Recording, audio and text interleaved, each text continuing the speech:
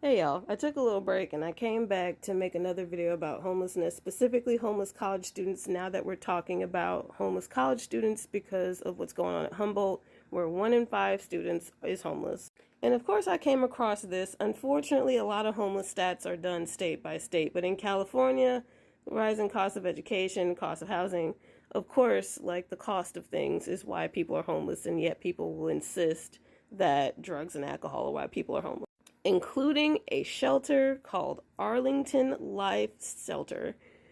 Causes of homelessness. Not why people become homeless, just the general cause of why they are homeless. And the number one thing that they have listed is addiction. Probably the most common stereotype of chronically homeless people is that they are drug and alcohol addicts with good reason. 60% of U.S. cities report that addiction is their single largest cause of homelessness. All right. And then it goes on to discourage housing first, whereas it's short-sighted, and a formerly homeless addict is more likely to return to homelessness.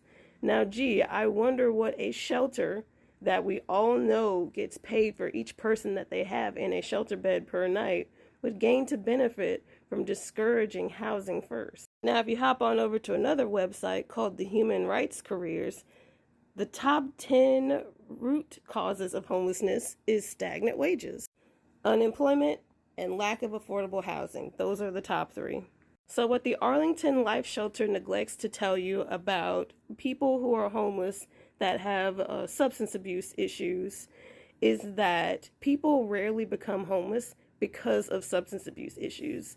They become homeless due to something else, usually due to lack of employment, loss of employment, or the cost of living going up. And then they acquire addiction issues after they become homeless. And then a lot of programs don't want to help people with substance abuse issues. But again, it says causes of homelessness, not why people become homeless in the first place. The reasons why people become homeless is different across demographics. The top reason why women and children become homeless is due to domestic violence. The top reason why teenagers become homeless is because they got kicked out, either due to pregnancy or being LGBTQ or doing something else that the parents didn't like. The reason why black and brown people become homeless is due to racial inequity. The top reason why a lot of people across demographics is becoming homeless is due to lack of job, being underemployed, and the cost of living going up. And students is a great example because I became homeless at college age in my early 20s, like, the stereotypical college age. Out of over 1 million students, how many of these students do you actually genuinely believe became homeless due to drugs and alcohol and not the cost of living going up? Not just not the cost of living going up, but also wages not going up. I just talked to somebody who knew somebody that lived in a shelter for 10 years, lived in the shelter for 10 years, and got them housing in a week.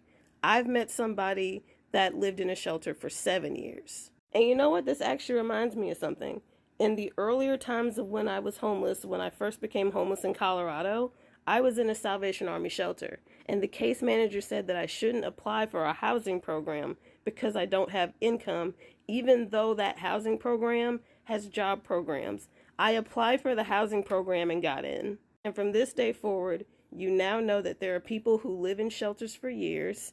Shelters actively discourage getting people housing, and that shelters get paid for each client that they have sleeping in their beds every night.